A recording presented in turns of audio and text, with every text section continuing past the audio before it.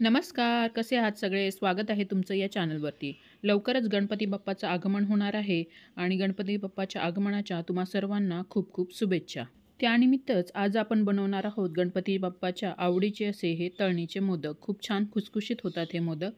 मोदकाची recipe जर आवडली तर तुमच्या मित्रमैत्रीण आणि नातेवाईकांसोबत नक्की शेअर करा. मोदक बनवण्यासाठी सर्व पहिले आपण नारळ फोडून घेतला आहे आणि त्याच्या वरचं कव्हर काढण्यासाठी मी त्याला अशा प्रकारे 10 ते 15 मिनिटासाठी वाफवून घेणार आहे. तुम्ही ही प्रोसेस कुकरमध्येही करू शकता. तोपर्यंत आपण इथे मोदकाच्या वरच्या कव्हरची तयारी करूया. मी इथे 1 वाटी मैदा आणि 1 वाटी एकदम बारीक असा रवा घेतलेला आहे आणि त्यात अर्धा चमचा मीठ टाकून हे व्यवस्थित मिक्स करून घेते आहे.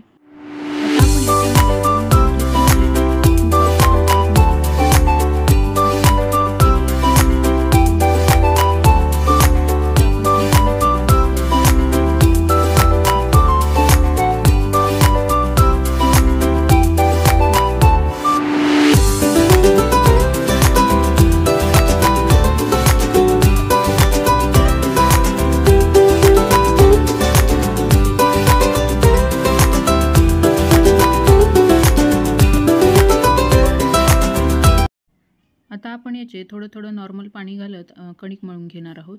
कणिक खूप जास्त घट्टही मळायची नाही. रवा असल्यामुळे आपण कणिक थोडी सैलसर म्हणजे चपातीला जशी कणिक भिजवतो तशा पद्धतीने भिजवून घेणार आहोत. नंतर ती घट्ट होते रवा भिजल्यानंतर. त्यामुळे थोडीशी सैलसर कणिक इथे मळून घेणार आहोत. अगदी थोडं पाणी टाकत आपण ही कणिक मळून घेणार आहोत. खूप जास्त पाणी टाकलं तर ती खूप पातळ होऊ शकते. त्यामुळे थोडं पाण्याचा अंदाज घेत कणिक मळून घ्यायची आहे आणि अशा पद्धतीने हाताने ही मऊ करून घ्यायची आहे. आपली कणिक आता मळून झालेली आहे. तुम्ही बघू शकता सहज याच्यामध्ये बोटं डुबली जातात. तर ही कणिक आपल्याला ओल्या कपड्याने किंवा प्लेटने अशा प्रकारे झाकून ठेवायची आहे. 10 ते 15 मिनटं वाफलून मी हे नारळ बाजूला काढून ठेवले होते थंड होण्यासाठी. आता ते थंड झालेले आहेत आणि त्याच्यातून चमच्याच्या साहाय्याने हे आपण नारळ वेगळे करून घेऊया.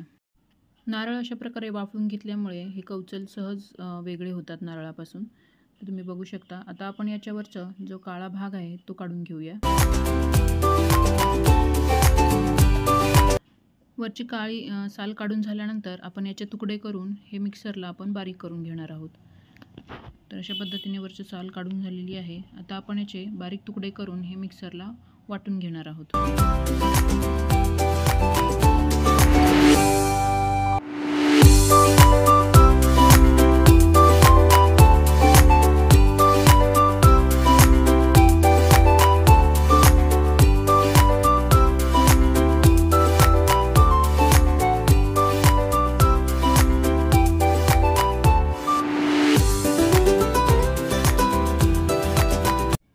नारळ अशा पद्धतीने वाटून घेतल्यानंतर आपण तो वाटीने मोजून घेणार आहोत.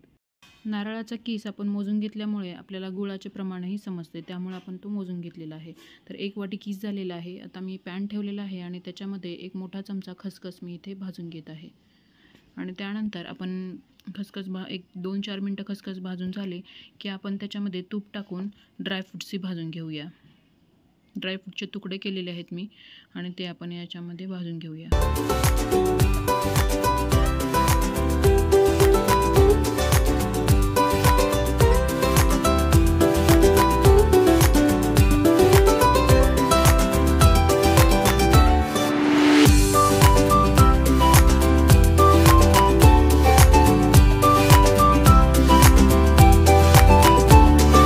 ड्रायफ्रूट्स छान खरपूस भाजून झालेले आहेत. आता आपण याच पॅनमध्ये जो नारळाचा किस आहे तो भाजून घेणार आहोत.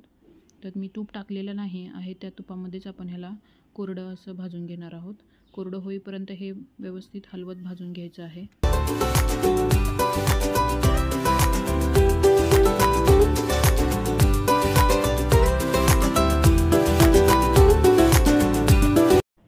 आता अशा पद्धतीने हा किस मोकळा झाला, सुट्टा झाला की आपण त्याच्यामध्ये गूळ टाकून घेणार आहोत. मी ते अर्धा कप गूळ घेतलेला आहे. 1 वाटी नारळाच्या किसाला मी अर्धी वाटी गूळ घेतलेला आहे.